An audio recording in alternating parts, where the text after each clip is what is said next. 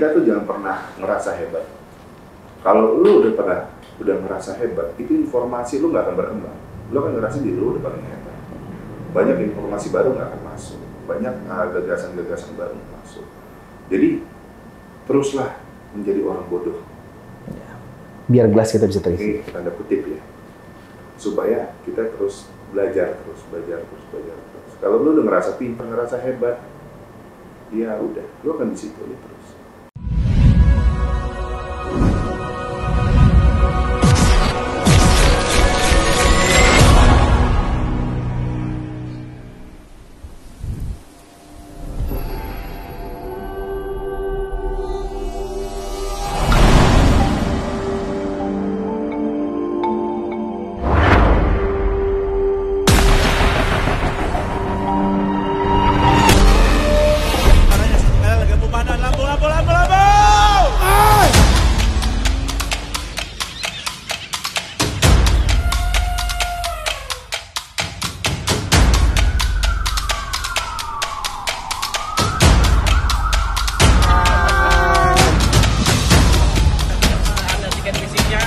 Silakan dipakai tangan sebelah kiri dan kanan.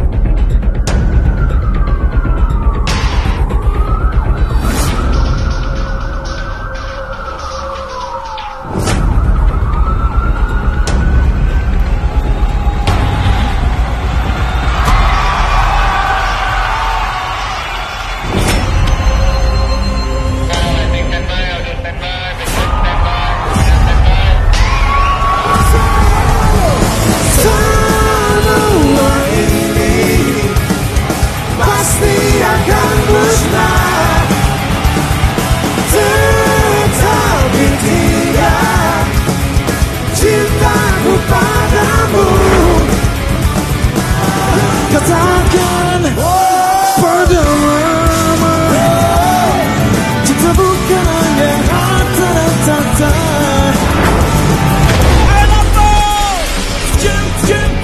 Ya ku putuskan bukan bersama aku saja dulu. Ubahlah hatimu untuk mencoba mencintai aku.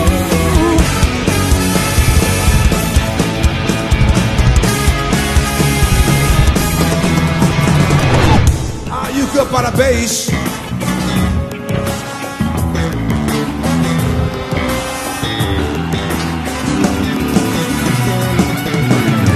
Setia pada kamu, mengapa jantung ini berdetak lebih kencang, seperti kendaraan mau berang. Setia pada kamu, mengapa darah ini mengalir lebih cepat dari ujung kaki ke ujung kepala.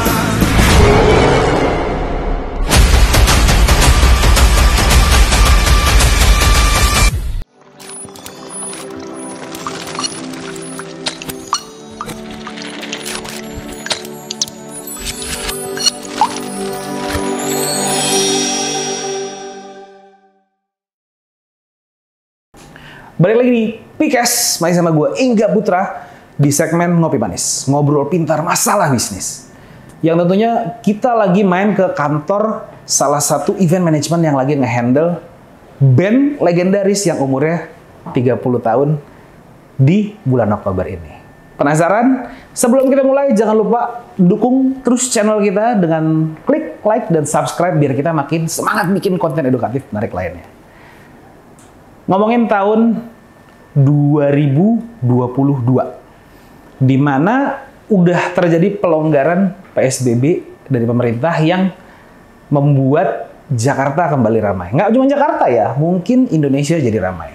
Dimana teman-teman udah bisa mulai menikmati yang namanya musik secara offline atau event secara offline. Di sisi lain, hal ini mungkin merupakan hal ini membawa angin segar buat teman-teman yang bekerja di industri kreatif. Kebetulan tempat yang gue mampir ini adalah tempat teman gue. Dimana teman gue ini adalah orang yang spesial buat gue, yang pernah nolongin gue waktu gue masih SMA ketika gue mau bikin pensi.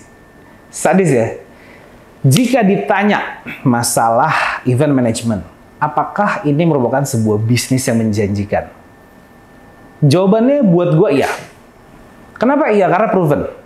Gue punya temen yang ada di sebelah gue ini, nanti sebelum gue ke sebelah. Temen gue ini udah puluhan tahun, dari mulai bikinin gue pensi, sampai sekarang dia masih aktif bergelut di industri ini. Dan provennya adalah dia bisa keliling dunia, bro. Cie. Halo, ada Aldo di sini. Halo. Sehat, brother? Sehat. Alhamdulillah. Gimana kabarnya? Alhamdulillah. Alhamdulillah baik ya. Makin mekar. Oke, gue sama Aldo ini kenal itu dari tahun 2003-2004 ya? 2003 tepatnya sih. 2003-2004, di mana waktu itu SMA gue bikin pensi yang dibantuin sama Mas Aldo. Banyak bantuan. Cie, gue manggilnya Mas Aldo. MSC nih, gimana nih? Doa aja. Jadi zaman gue kelas 1, Aldo tuh kelas 3. Dan yang menarik ini, Aldo itu apa ya? Lo udah berapa tahun sih, Dok, di bisnis ini, Dok, so far? Bisnis ini start 2003. Start di 2003. Sekarang udah berapa? 18 tahun. 18 tahun. 19 tahun. Oh, mau 20 tahun ya berarti ya? 20 tahun. Gila, bosan nggak sih, Dok, lu berkutat di industri ini, Dok? Bos, ada titik bosan. 2011 gue bosan. 2011 gue bosan, gue coba bisnis yang lain juga, nyoba nambang pasir juga, seberangan banget dong. Oh iya tuh. Cuman emang gue jenuh, ada titik jenuh, terus ada juga gue mempertanyakan, ini bisnis bisa menghidupi gue nggak sih? Kan nggak kayak yang kayak dijalanin, yang sekarang berjalan kan nggak kayak zaman dulu. Sekarang kan event di mana-mana gitu kan, terus lebih variasi kan. Akhirnya gue menentukan di 2012 gue balik lagi ke industri. Jadi cuma 1 tahun lah. 1 tahun jedanya ya? 1 tahun jeda. Terus gue mikir kayak rezeki gue di situ. Iya, karena memang industri ini cukup potensial ya. Potensial. Jadi awalnya itu gue lihat dulu. Jadi market size-nya sebesar apa sih? Ternyata ya hampir semua orang itu, semua produk itu butuh event, dan hampir setiap tahun itu produk muncul yang baru kan gitu. Iya. Jadi sebenarnya cuman zaman dulu nih ya, ini zaman dulu.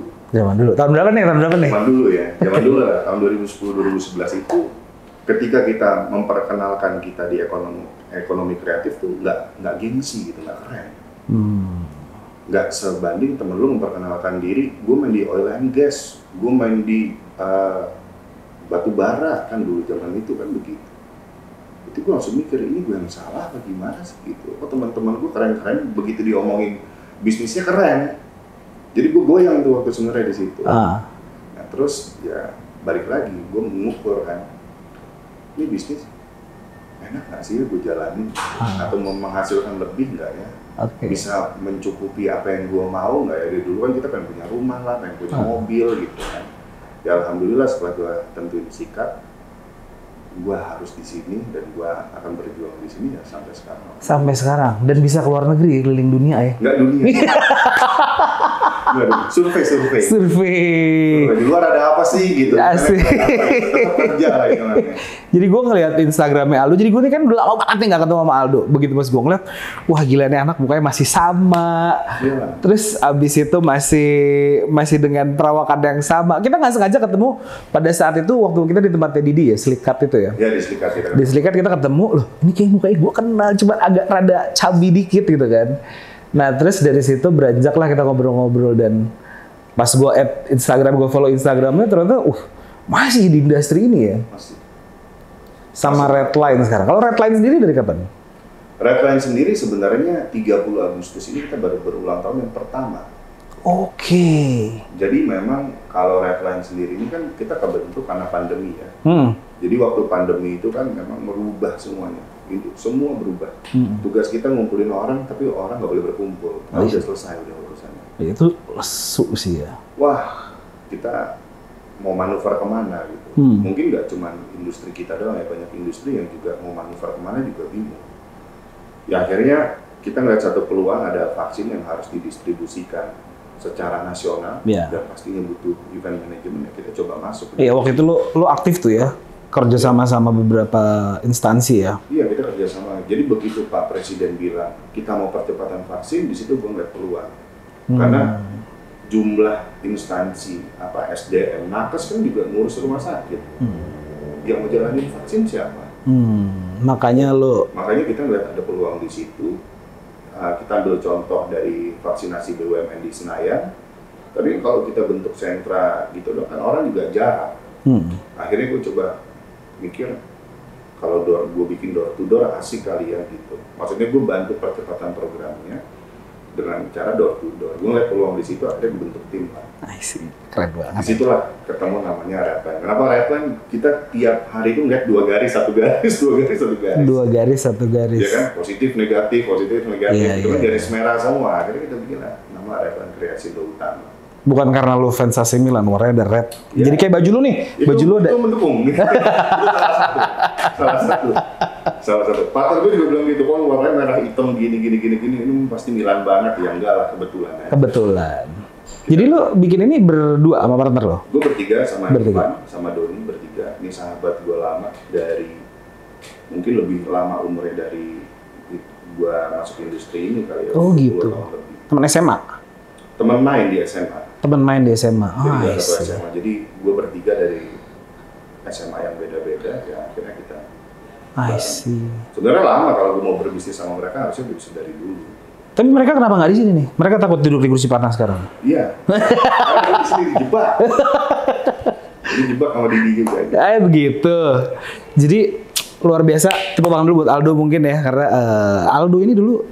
Oh iya, sebelum kita mulai mungkin belum ada yang belum kenal kali ya sama Aldo. Coba deh lo kenalin dulu kali Do ya. Apa ya? Mau kenalin apa?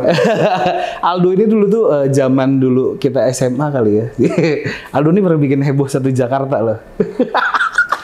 Tapi nggak usah kita bahas. Iya.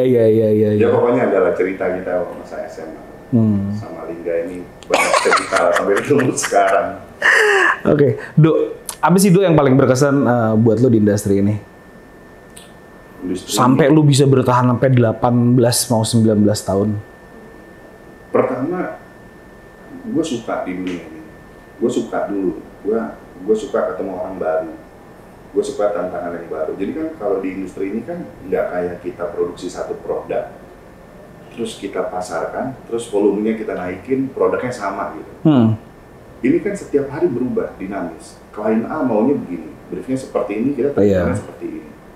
Terus besok ketemu klien B, kita mulai dari nol lagi dong, karena kan ini beda produk gitu. Jadi setiap kita ketemu klien baru tuh tantangan baru buat gue. Dan gue kayak edik aja gitu, deg-degan terus, adrenalin gue terpacu di situ. Terus gue harus bentuk tim lagi, harus begini lagi gitu. Kalau ditanya ini bisnis apa ya? Bisnis capek banget, pressure tinggi. Lu dituntut kesempurnaan di setiap event. Karena kalau yang rugi kita cuma berdua, oke lah, Link sorry ya, gue ngecewain lo, kita mau piu, selesai urusan.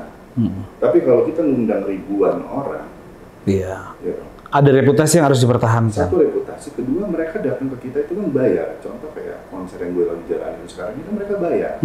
Expect mereka dari rumah kan pengen dapat sesuatu yang amazing, bagus, yang kayak gini. Kita dituntut sama itu.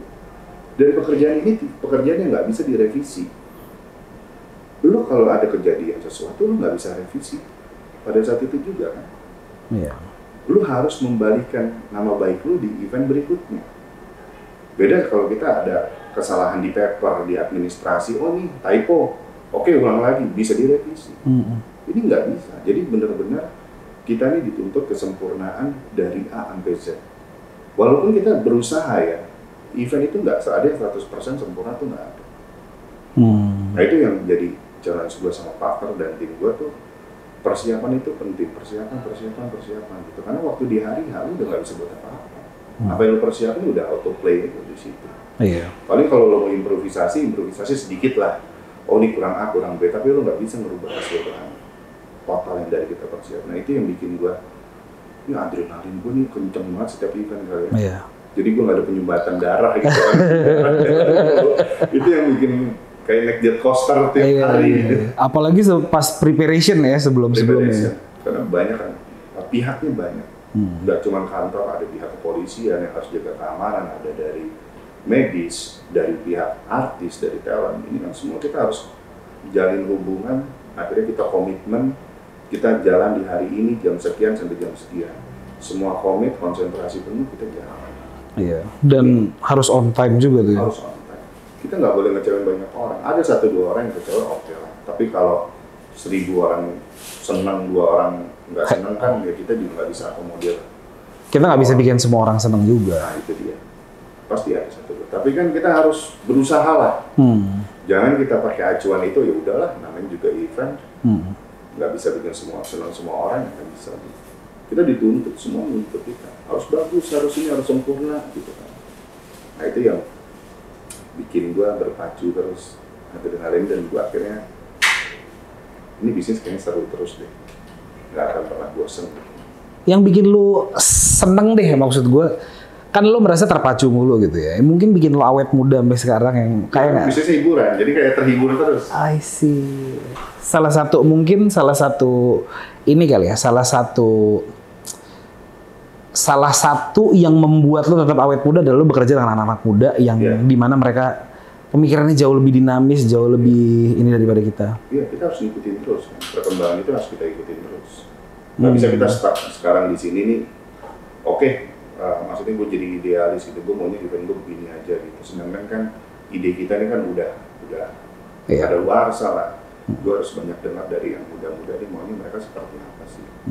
Nah, hal-hal baru itulah yang harus terus gue pelajarin terus. Harus gue dengar dari mereka. Kayak sekarang ini gue juga main TikTok gue ya. Tapi ternyata TikTok itu kan ternyata sebegitunya gitu. Ya gue nggak usah main, tapi gue mau dengar deh gimana sih. Tapi emang banyak sih ya bro yang berubah ya dari dulu sampai sekarang ya. Speaking of yang itu yang berubah gitu ya, gue kalau boleh gue tanya lebih jauh, gimana tuh menurut lo perkembangan dari bisnis ini dari tahun ke tahun? Dari dulu deh, dari awal lo, mulai deh. Yang dulu mungkin kayaknya terlihat lebih simpel kah, atau sekarang mungkin jauh lebih banyak channel yang bisa lo manfaatkan? Oh iya, dulu jauh lebih simpel. Ya. Dulu jauh lebih simpel karena klien-klien kita itu nggak ada referensi-referensi yang kayak sekarang bertebaran di sosial media. Sekarang kan klien kita datang benchmarknya sosial media. Gue mau bikin dong kayak begini. Gue mau bikin dong kayak begini. Gue mau panggungnya begini dong. Lightingnya begini dong gitu. Nah jadi klien kita juga lebih kencang ternyata ngebantu kita. Kita ini kan kayak gimana ya? Klien mimpi apa tadi malam kita suruh wujudin tadi pagi-paginya gitu pas dia bangun. Analoginya begitu ya. Jadi makin kesininya jauh lebih kita juga harus lebih apa ya, pengetahuan kita tentang dunia itu harus jauh lebih dalam lagi gitu. Karena klien kita nih maunya sekarang udah maunya yang wah. Karena kan buat konten sekarang. Iya. Orang klien bikin event, upload keren, dapat appreciate dari orang, dapat like. Maunya itu. Tapi lu pernah gak sih lu kayak let's say kan lu sering nih keluar negeri gitu ya, keliling dunia. Gak sering kan? Nggak, let's say lu kayak ke salah satu konser di negara mana gitu. Lo merhatiin ke sana, lu datang cuma pure buat survei konser mereka tuh kayak gimana sih? Mungkin nggak konser, kalau konser gue juga pernah. Cuman beberapa event gue coba masuk ke dalam, gimana sih mereka treatmentnya, gimana sih signage mereka itu. Jadi mereka tuh di sana nggak terlalu banyak kru ya. Mereka udah ada signage, terus udah pakai apps juga. Mereka mau kemana apapun semua udah digital semua di sana eventnya. Nah itu yang coba gue mau bangun, gue pengen aplikasi di sini. Tapi kayak kalau orang udah lama terjun di dunia event gitu, kayak kalau ngeliat ada event gitu jadi lebih kritis deh kayaknya. Kayak, kok ininya begini ya? Kok ini begini ya nggak sih? Kritis. Iya, lu kayak gitu nggak sih? Iya, tapi kita nggak bisa menyalahkan. Karena lagi dulu gue begitu. Kok ininya gini ya, ininya gini ya. Lagi kan kita nggak tahu di balik itu semua. Kenapa mungkin karena masalah budget. Iya. Yang kedua karena mungkin persiapan yang mereka kurang. Karena kan IO juga kadang nggak jauh-jauh hari terus loh. Nggak harus 2 bulan kita terima brief, kadang kita H-3 baru terima brief, H-1 langsung loading. Iya. Repot sih ya kayak gitu Pak ya. Udah berkali-kali gue begitu. Tapi lu hajar aja tuh? Hajar, karena kan kita klien juga nggak bisa disalahkan. Memang mungkin dia dapat izin ya, baru di hari itu, dan programnya harus berjalan. Makanya gue sama klien itu selalu memposisikan diri gue itu bukan vendor, tapi partner atau mitra. Jadi kalau vendor, gue punya duit berapa, lu kerjain. Tapi kalau lu bisa dianggap jadi partner ketika klien punya budget sekian, tapi maunya begini, dibantu mikir. Iya, lo membantu memberikan solusi. Itu. Kalau kita mau jadi vendor, semua orang bisa jadi vendor. Kalau nggak ada, asal ada budgetnya mah ada gitu Pak. Gue bikin dari Salabim jadi. Iya. Tapi yang masalah kan ketika klien punya keterbatasan anggaran, tapi programnya dia harus berjalan. Ide kreatif tuh yang jalan tuh kayak gitu. Dia harus ini. Yang penting KPI-nya dia dapat. Lu mau dapat. Lu target lu apa? Akuisisi dong gua harus akuisisi market nih. Oke, kreatif kerjain dengan budget segini bisa nggak jalan. Kita udah nggak ngomong kualitas, tapi harus berjalan program. Mungkin kalau di lain yang mengharapkan margin gede, udah nggak bakal diambil kerjaan ini. Mungkin juga bukan margin gede kali ya. Gue mungkin lebih mikirnya kayak berisiko buat mereka gitu loh. Iya nggak sih? Kayak ya lu dapat brief 3 hari sebelumnya Jack, terus habis itu lu harus eksekusi gitu. Ya tapi kan gini, ya ini klien gue semoga nonton. Gue takut salah ngomong. Enggak boy, aman boy. Kita itu kalau gue ya, mungkin kalau di Redline sendiri, kita ini pengen jangka panjang sama klien. Klien nggak selalu ngasih kita susah kok. Kadang ada yang angkanya bagus, waktunya panjang. Tapi di saat mereka kritis, kita nggak bantu juga. Kan kita mau long term. Kalau vendor, lagi-lagi ya kalau kita jadi hanya sebagai vendor, tinggal yes or no. Tapi kalau kita jadi partner kan kita harus memikirkan juga. Iya. Kasian ya klien ini kalau nggak jalan programnya gimana. At the end memang kita ngomongin bicara services ya. Iya, services. Services is number one. Ketika lu memberikan services bagus ke investor, otomatis yang keinget bakalan itu tuh. Nah itu dia, klien kan juga mikir, ini kan mungkin nggak mungkin klien juga punya mata dan logika yang sama dong. Iya. Dia tahu kalau ini susah dijalankan, tapi kan akan diingat sama dia, oh Redline menjalankan hal yang susah. Iya. Tapi kita kasih dia yang gampang juga, masa kita kasih Redline yang susah mulu. Pastilah kalau udah bawa dengan klien. Vaksin itu nasional, bro. Sampai ke Kalimantan bawa vaksin. Iya, gue kemarin lihat di Instagramnya. Iya, itu sampai ke Kalimantan, ke Sumatera. Bawa dari Jakarta vaksinnya digendong, dan itu kan vaksin di treatment khusus. Nggak boleh kurang dari sekian derajat, nggak boleh masuk X-ray. Dan ribuan dosis itu kita bawa. Terus door to door di daratnya gimana gitu. Itu kan susah. Pemerintah aja nggak mau jalanin kok, cuma kita yang mau jalanin. Nah itulah yang challenge yang kayak gitu ya. Tapi ya harus harus masuk akal juga buat kita. Kalau kita bilang nggak bisa ya nggak bisa. Jangan sampai kita akhirnya nabrakin semua aturan. Kita juga nggak mau gitu. Iya, gue setuju sih soal itu. Ya, kan? Aturan tetap kita jaga, cuman paling nggak caranya aja. Jadi investor itulah ya maksud gue kalau kita bekerja di industri kreatif. Salah satu hal penting itu adalah services. Contohnya simpelnya gini kali ya Dok ya. Kalau misalkan gue ngomong, mungkin nggak apple to apple, tapi kalau gue ke bengkel nih ya. Ke bengkel gue, bengkel sebenarnya banyak yang bagus. Bengkel banyak yang, bengkel tuh di mana-mana banyak gitu loh. Cuman kita balik lagi kalau kita ngomongin si abang bengkelnya itu informatif, memberikan edukasi juga ke kita. Kan kita yang namanya banyak mau mah ada aja gitu kan. Cuman kalau dia ngasih solusi A atau dia ngasih saran, masukan kayak public relation kali ya, anjir public relation. Nah, maksudnya ngasih masukan, ngasih ini kalau lu pilih opsi A lu begini, kalau lu pilih opsi B lu begini gitu. Jadi kan itu dibalikin ke kita. Dan itu gue balik lagi ke bengkel itu. Karena apa? Karena gue mendapatkan servis yang baik menurut gue. Kayak ISS ya, gue suka ngeliat ISS yang suka bersih-bersih di mall gitu ya. ISS ya. Dia itu bisnis kebersihan toilet ya. Tapi lu kapan pernah disambut selamat malam Pak, silakan mau masuk toilet? Iya sih ya. Cuman ISS itu. Dan dia rapi, pakai seragam gitu. Itu kan services kan mereka. Mereka 100% walaupun mereka ditaruh di toilet. Ya.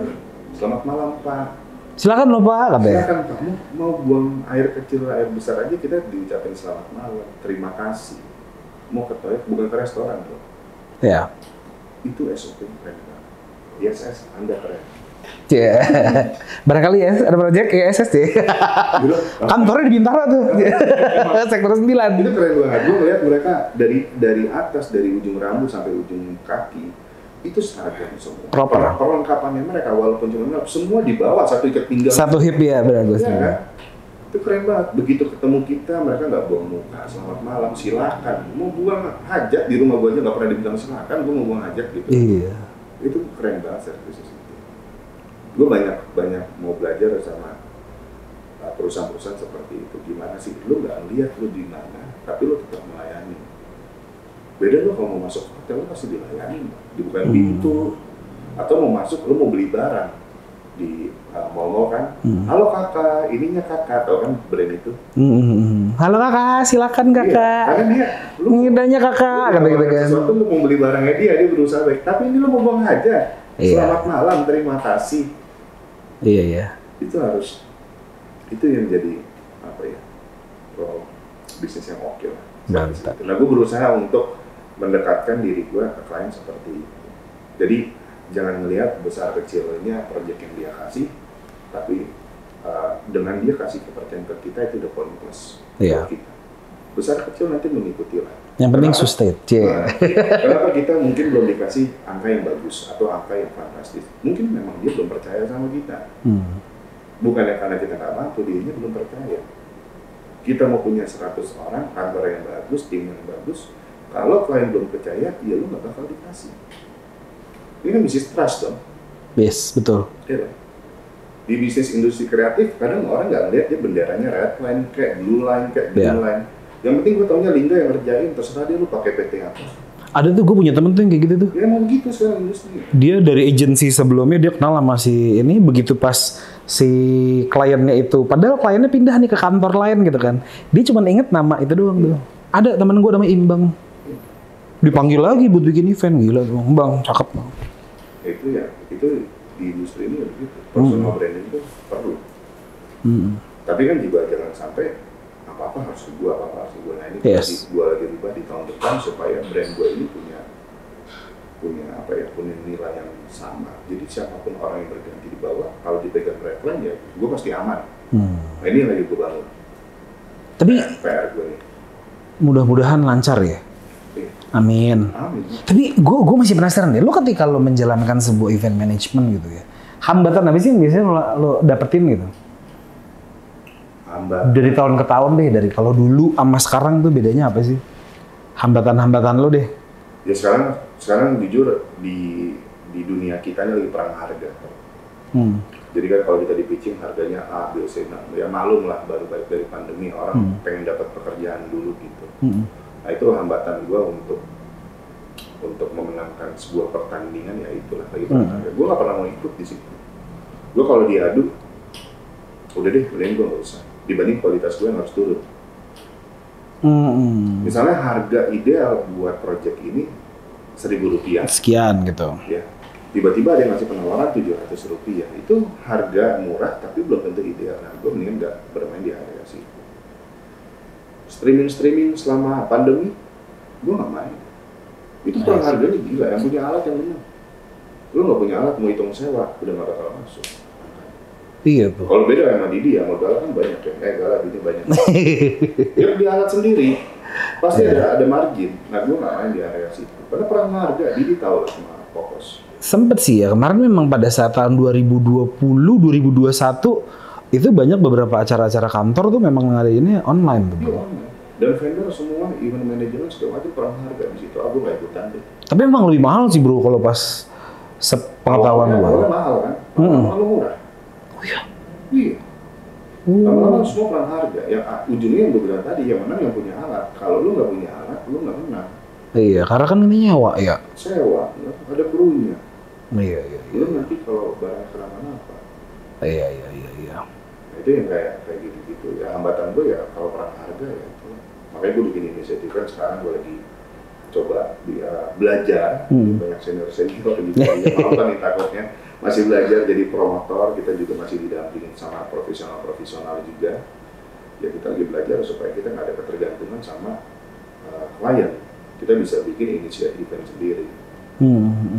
Kita bikin, kalau konser sendiri, kita jualan tiket gitu. Ya kan kita ada cost setiap bulan yang harus. Iya.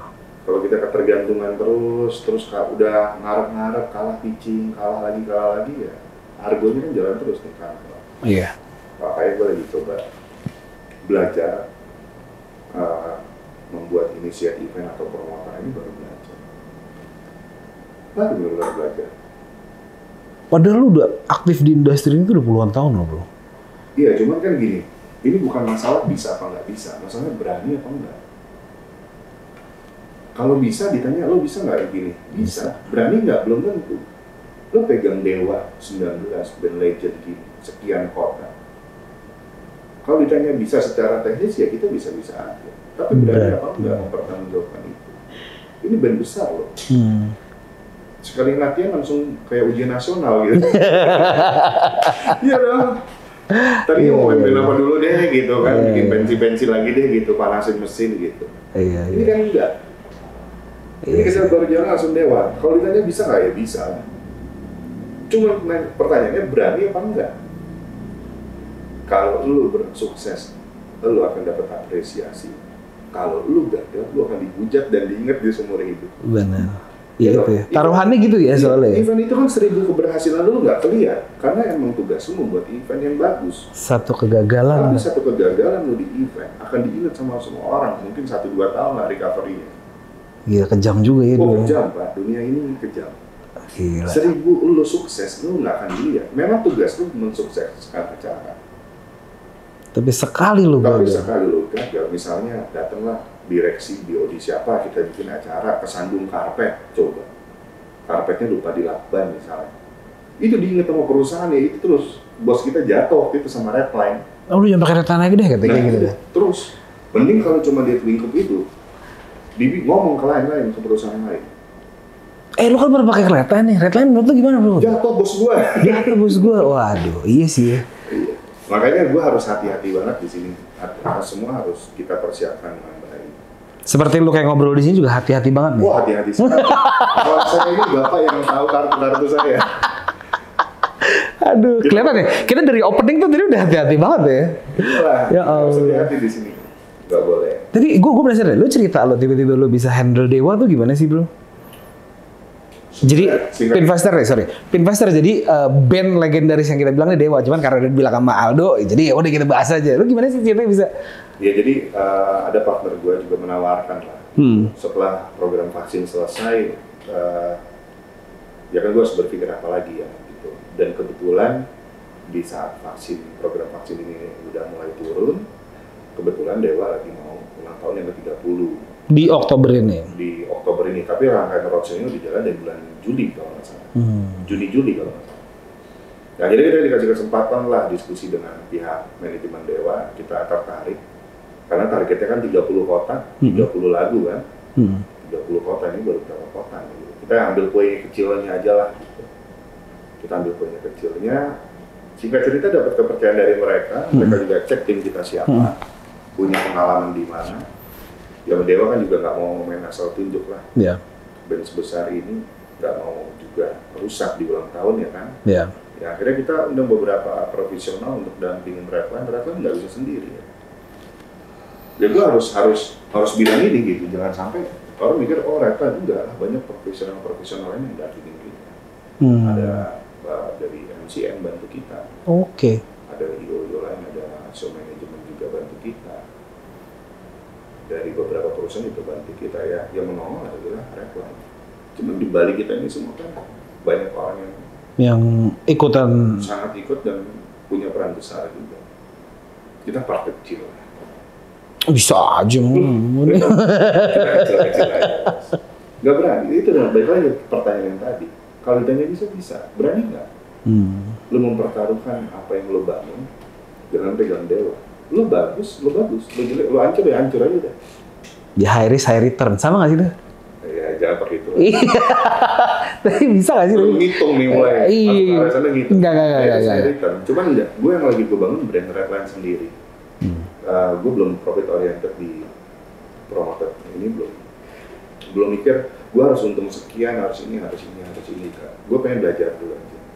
Gue pengen belajar dulu nih industri ini seperti apa. Ini promotoran mainnya gimana sih? resikonya apa. Dulu iya, pertanyaan kita untungnya berapa. Kalau sekarang kita harus berpikir resikonya apa. Ya. Untung itu pasti ngikut kok. Lo kerja bagus, event lo bagus, orang bayar, lo beli, lo punya reputasi bagus, untung lo ngikut. Iya. Jadi jangan ya menurut gue ya, ini nggak tahu nih banyak profesional yang nonton, saya harus hati-hati. Saya harus hati-hati di sini. Lo bisa di-cut apa nih? Bisa dong. Nggak, pokoknya kalau gue pribadi nih, gue mikir kita kerja keras dulu aja. Betul. Untung itu pasti ngikut. Kita kerja bagus, orang ngeliat ngasih kerjaan lagi gitu. Balik lagi yang tadi kita bilang di awal, namanya subjektif sekali kalau untuk services. Iya. Pokoknya itu aja, itu terus. Kerja aja dulu, kerja keras. Nabrak pasti. Orang mau naik sepeda, mau jalan naik sepeda, pasti ada jatuh. Pasti. Ya. Cuma kita harus siap untuk ngadepin jatuhnya itu. Paling nggak siapin obat merah, ya kan? Siapin apalah plaster gitu. Kita harus siap juga, makanya itu resiko itu harus dihitung juga. Abis ini ntar mau manggung di mana lagi Dewa nih? Terdekat Surabaya. Terdekat Surabaya. Surabaya, Bandung, Jakarta, Solo. Gila. Siapa sih yang nggak tahu Dewa ya? Itu lagu galau gue zaman SMA bro. Iya lah, kita semua galau. Pupus bro, gue galau ya. Gue dulu Dewa. Lu siapa? Ada lah. Iya. Pancing dia. Gak. Jadi gue seneng sih ya, gue ketemu lo yang dulu itu di SMA gitu kan. Gue pernah lo men, gue diajakin dia dulu kan Alpus SMA-nya kan. Datang sekolah, gue kelas 3 bro, dia udah alumni waktu itu, udah kuliah. Datang naik mobil Jaguar bro, gue inget banget bro, naik Jaguar gitu. Gue nggak tahu tuh, pokoknya lo mau Jaguar ya. Terus gue naik ke Alpus bro, gue Allah Aldo dulu pongah banget gayanya, gue nggak bohong. Datang ke tongkrongannya Alpus semua nunduk bro sama dia. Gak ada. Pentolan lu. Emang gue yang masjid. Enggak, lu tapi pentolan bro di SMA. Tapi sekarang gue seneng, gue sekarang datang ke kantor lu yang udah kayak gini. Keren bro, ini kantor lu desainnya apa sih? Industrial. Gak ngerti gue nih desainnya apa. Yang desainnya temen gue. Oke. Yang desain Erwin. Dia pokoknya gue serahin aja. Pokoknya gue mau bikin begini. Udah jadi begini. Mantep ya. Gue nggak minta ini ntar begini ya, ntar gini lebih pusing gue mau kerjaan mikir lagi interior lagi, repot lagi. Jadi total ada 2 kantor dong ya? Total 2 kantor di sini lebih ke bisnis, ke manajemen. Yang di sana lebih ke kreatif. I I see.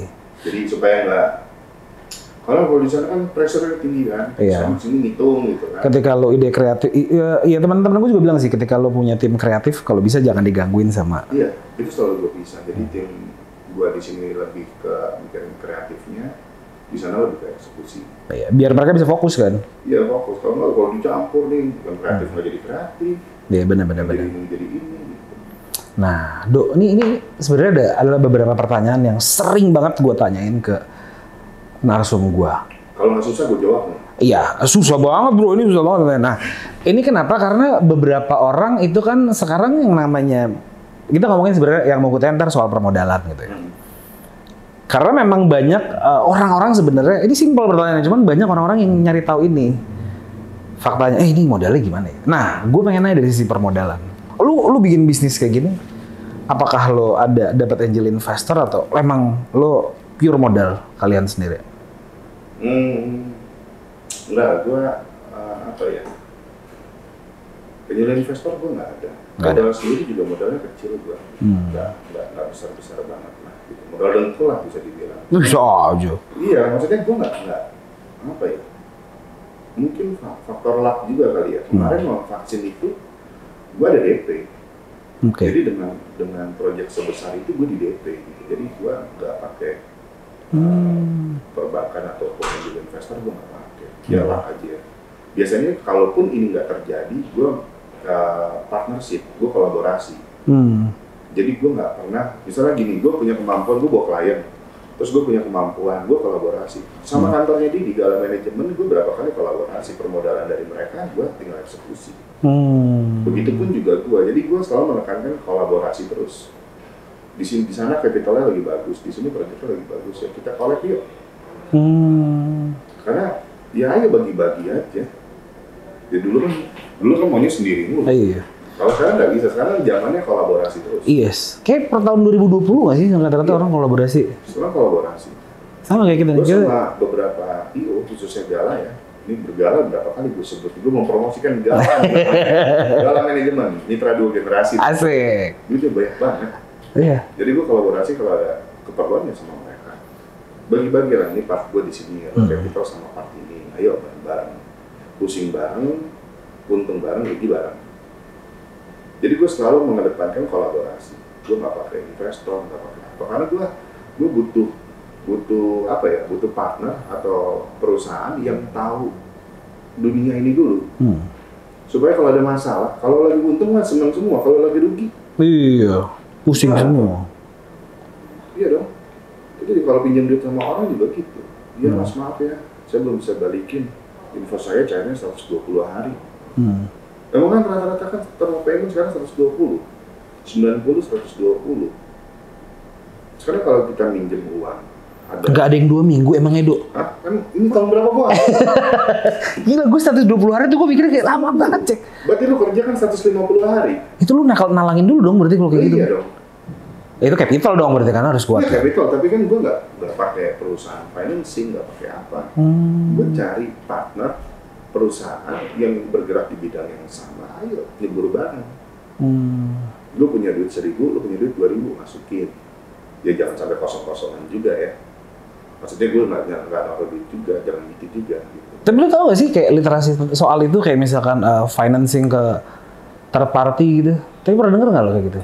Ya banyak lah pilihannya gitu kan. Maksudnya gue dikasih kok jalur financing untuk project ini, financingnya lewat sini, project ini financing lewat sini. Bisa nggak sih bro kayak let's say ini contoh nih gitu ya, lo misalkan lo kerjasama sama lo lagi handle project A nih misalkan gitu kan, terus lo mengajukan financing ke let's say bank lah atau apa gitu. Bisa. Tapi lu dengan base-nya lu megang kontraknya si ini aja nih. Bisa. Oh iya bisa. Bisa sekarang. Apalagi dari kontrak dari kementerian ya, tinggal taruh di bank BUMN juga bisa percaya. Jaminannya itu aja kan? Jaminannya itu.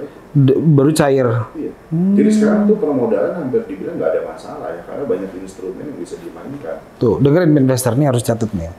Oh gitu. Jangan dengerin gua.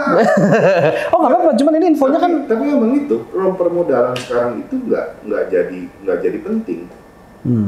Nggak jadi penting, nggak kayak zaman dulu. Gue mau bisnis modal dari mana ya gitu. Banyak kan instrumennya. Lu mau pakai yang mana? Pakai KUR, mau pakai apa? Pemerintah punya, perbankan punya, partner punya, investor punya. Yang rame itu sekarang apa ya? VC, Venture Capital. Iya, Venture Capital. Instrumennya kan udah banyak. Cuman malas aja kerja emang. Aduh, dari mana tuh orang malas gitu. Iya. Benar juga sih ya. Iya bisa juga sih ya. Kan? Emang semuanya bisa kok, nggak ada masalah di permodalan. Cuman sekarang itu kan lu mau berbagi nggak? Ya. Untung lu mau dipotong apa enggak? Dengan gua kolaborasi dengan perusahaan lain, kan gua berbagi untung. Sekarang kan tinggal mau serakah apa nggak serakah aja. Lu mau proyeknya jalan atau mau gimana?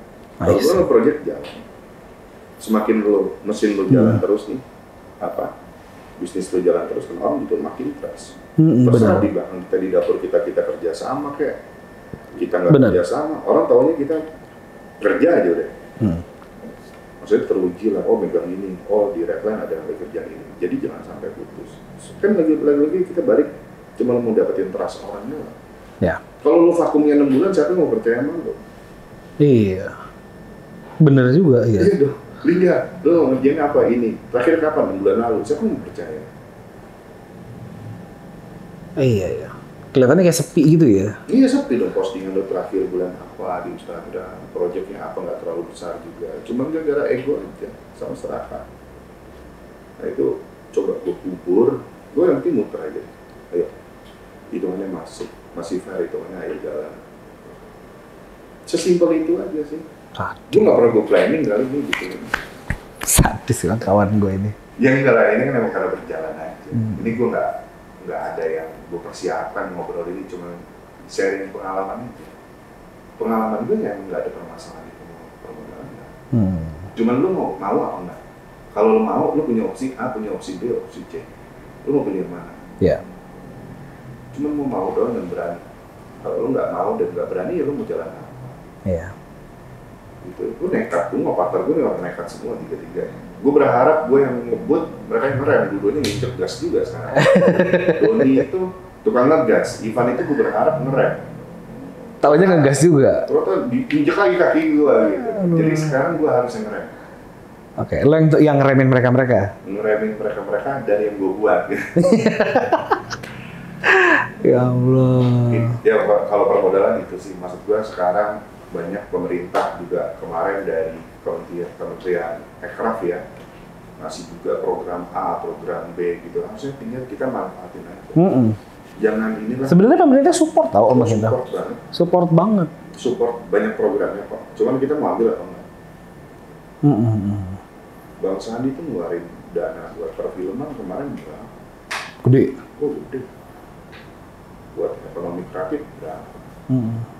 Saya aja bang dulu kebagian nih bang. Bang Sandi. Saya belum kebagian. Tapi kan memang harapannya biar ini memberikan semangat lagi kan ke teman-teman yang di industri kreatif. Iya sebenarnya kan Bang Sandi turunin itu supaya merangsang industri kreatif bangkit lagi. Hanya untuk merangsang aja gitu. Sisanya ya habis itu lo harus survive sendiri. Itu gue cukup seneng sih, sekarang Jakarta udah mulai kembali rame lagi. Event bertebaran, festival di mana-mana gitu. Berasa kayak, this is normal gitu loh. Gue kayak, buset Jack, gue kemarin pas lagi PSBB lagi ketat-ketat nih, gue sampai stres gue di rumah. Iya, apalagi kita lah. Lu bayangin ya, gue langsing bro badan gue bro. Sama, dulu kita langsing. Gue PSBB, lu bayangin gue berat gue naik 10 kilo, anjir gue jadi curhat. Gue naik 7 kilo. Lu 7 kilo? Naik 7 kilo. Iya, masih menangan gue lah ya. Tapi ini untuk industri gue ini baru bangkit kan ya. Tahun depan udah redup lagi. Kenapa gitu? Pemilu. Ah iya benar. Pemilu tuh kayaknya rata-rata BUMN pada lari ke sana tuh ya? Enggak, pemilu itu kan atensi orang udah nggak ke event, udah ke paspor. Ya. Udah mulai ke distract dengan adanya campaign. Ada celah apa tuh di situ? Kaos partai. Kaos partai ya enggak lah, ya kita nggak tahu lah ke depannya gimana. Kita ngikut arus saja. Kita nggak terlalu ya punya planning boleh, mempersiapkan diri boleh, cuman nggak usah dipusingin juga. Bahwa pandemi aja kita bisa kok. Nah, pemilu juga pasti ada lah. Part kita di situ pasti ada. Amin, mudah-mudahan. Iya, tinggal kan mau ambil. Kesempatannya luas loh. Kaos partai. Ngomong ekonomi kreatif, gede loh. Benar loh, ekonomi aircraft itu gede loh. Sangat besar dan pemainnya dikit. Oke. Gede dan pemainnya dikit gue bilang. Sekarang begitu YouTube kebuka nih kayak konten begini orang udah ini marketnya gede banget. Pemerintah aja tuh program pemerintah misalnya memutuskan harus begini, itu kan sosialisasi program harus sampai ke bawah. Itu kan cost, itu event tuh. Iya tuh. Itu baru sosialisasi program, belum produk-produk kayak swasta lain. Setiap tahun produk ada. Event mulu tuh bos itu. Itu pemainnya dikit. Jangan dipercaya. Gue tambahin ya. Nanti gue dikit, netizen bilang saya IO ini enggak. Jangan dipercaya. Lagi-lagi gue bilang ini bisnis kepercayaan. Kalau emang lo belum dikasih gede, berarti lo belum dipercaya. Intinya gitu aja rumusnya. Catat tuh ya, kalau lo belum dikasih gede, berarti lo belum dikasih kepercayaan. Ya, lo tinggal bangun kepercayaan. Mulai dari yang kecil. Iya. Lebih enak jalanin yang kecil, karena provennya lebih cepat kan. Dibanding lo jalanin yang gede, lama gitu provennya. Kalau sekarang yang kecil-kecil, tapi kan lama-lama lo kepercayaan klien lo kan jadi bagus. Cuan lama-lama. Iya. Jadi klien yang nyari kita, mau dong. Iya, enak tuh. Kalau duit udah nyari kita enak tuh. Kalau kita kan masih nyari duit nih. Iya, enak. Tapi kan timnya harus digedein. Kalau enggak, lagi-lagi resiko. Terima banyak pekerjaan itu kan resiko buat kita. Kita harus punya gue punya batasan. Gue dianggap punya batasan. Kita nih sampai sini. Lebih dari sini, mesin kita harus di-upgrade. Banyak orang maksain dari limitnya dia. Akhirnya kepercayaan yang dibangun bertahun-tahun hilang karena lo paksa. Lo harus punya batasan. Tim gue sekian, capital gue sekian, ya gue harus sekian. Ketika itu naik ke atas, berarti gue harus upgrade. Iya, lo harus melebarkan sayap lo lagi. Iya, SDM harus gue tambah, harus gue apa lagi. Sama halnya kayak lo, mobil lo standar nih, ketika lo mau manuver-manuver ekstra, lo perlu parts yang ekstra. Iya. Kurang lebih gitu ya. Yang udah-udah kan sama ya, namanya manusia ya. Kita Iya. kan ngeliat peluang kan gede. Kadang gue suka gue bejek gitu, RPM-nya 8. Iya, Nggak gue ganti giginya gitu. Iya. Oh, Jebol Pak jebol, mesinnya. kan? Iya. Kan nafsu kita. Iya. Siapa sih yang nggak nafsu ngeliat opportunity bagus? Nah itulah yang susah yang ngelawan diri Ego sendiri, iya. Gue setuju tuh kalau soal itu tuh. Karena banyak teman gue melakukan hal yang kayak gitu. Gue kan juga melakukan hal ini. Gitu. Ya namanya kita apa ya, wira swasta ya, pengusaha ya. Belajarnya itu banyak nabrak dibanding sukses. Tapi kan pembelajaran itu memang berasal dari tabrak-tabrakan yang kita laluin. Tabrakan itu jadi pembelajaran lebih bagus. Kalau tabrakan itu udah jadi pembelajaran, ini jadi masalah. Kita udah tahu ini keras nih batu gitu, kita tabrak. Padahal sebelumnya udah pernah nabrak, sakit juga, tapi kita tabrak. Gila nih topik kita ngobrol kenapa serius banget ya? Serius, lu bawa ke arah sana. Lu kan, Speaking of ini deh kalau gitu, kita ngomongin santai deh. Kaos partai. kenapa jadi? Ya udah kaos. Lu kan punya bisnis apparel juga ya kalau nggak salah ya? Oh iya, baju muslim ya. Baju muslim. Gamis. Gamis. Itu ceritanya gimana tuh kalau BBB bisa?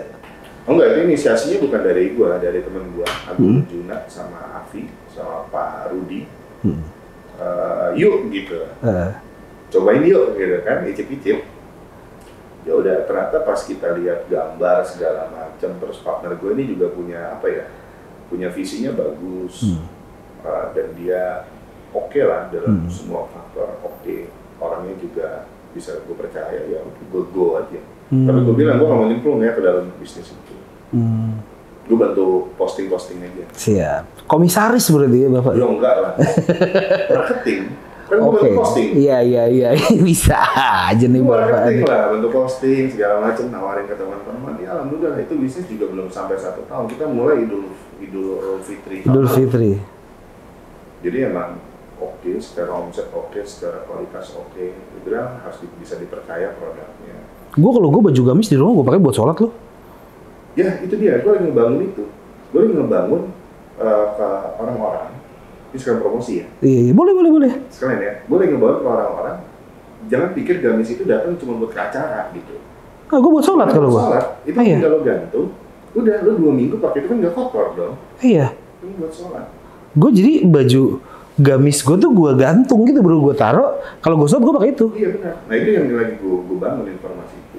Supaya maksudku jangan pikir nih gamis ini untuk lo. Kan ada orang yang nggak pede. Iya. Cuma buat ke masjid atau lo kayak buat acara lebaran doang. Di situ ya udah. Fungsinya buat itu. Gue pakai buat sholat, enak banget bro kalau pakai gamis. Kalau sahur bersama sini udah tinggal masuk udah. Iya.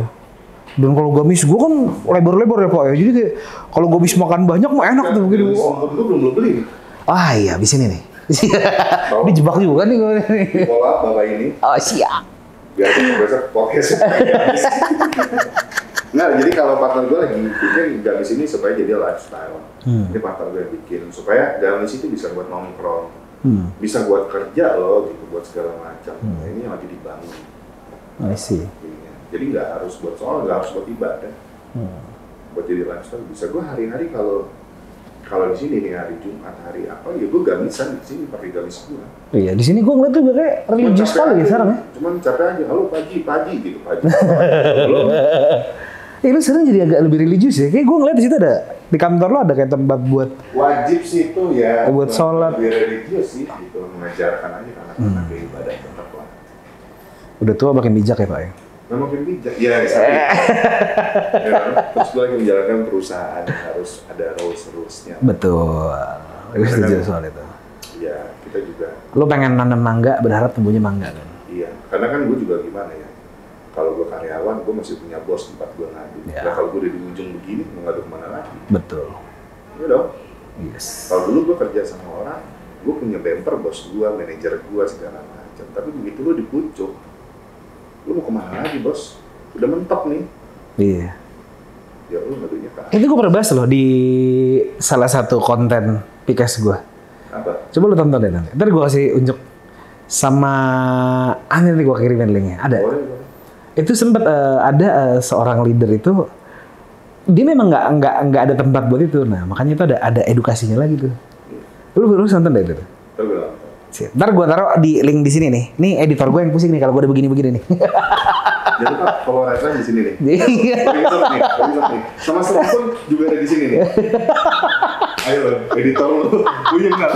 Dia ketawa di belakang gue.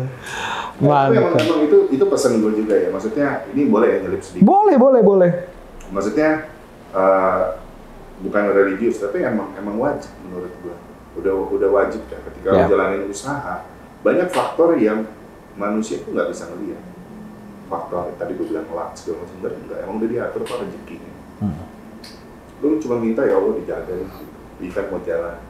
Gue tahu ya Allah di event ini pasti ada masalah. Cuman masalahnya jangan yang gede-gede, yang kecil-kecil aja. Lu mau ngomong ini ke siapa? Ya. Coba. Lo ngadu kok. Lu harus ngadu ke atas dulu. Ya Allah tolong dong, jangan yang gede ya, yang kecil aja dulu. Siapa lagi kalau kita bukan minta ke Tuhan kan? Iya. Nah itu penting sih sebenarnya ya tempat lo ngadu. Asik ya. Nyokap gue juga ngomong gitu kok. Alim banget gue kayak hari ini. Iya. Tapi nyokap gue ngomongnya gitu juga. Gila nih Aldo. Berubah loh 180 derajat. Masih belajar. Jadi sekarang dari semua achievement lo yang udah lo capai saat ini, apa bucket list yang belum kesampaian? Apa ya? Band internasional belum nih? Wush. Band indie? Hah? Band indie nggak tertarik ya? Ya bukan nggak tertarik, gue ngikut, kan gue belajar nih, gue nggak bisa menentukan mana yang bagus, mana yang enggak. Biarkan ada tim riset yang menjalankan. Gue kan nggak bisa juga kalau ternyata kayak sekarang nih, koplo apa segala macam, Denny Caknan gitu-gitu kan punya masa bagus. Ya itu biarkanlah tim riset yang bekerja, mana yang terbaik buat perusahaan, kita ketok palu. Mantap. Band internasional ya berarti ya? Pingin, penasaran Korea gitu pengen. Korea, dari US, Korea. Apa sih rasanya megang mereka gitu ya? Iya. Pressure-nya lebih tinggi, riders-nya lebih komplit. Ini belum gue tanya nih, kalau band-band lo kayak ridersnya gitu susah nggak sih treatmentnya band aman ya? Mereka masih minta yang wajar-wajar.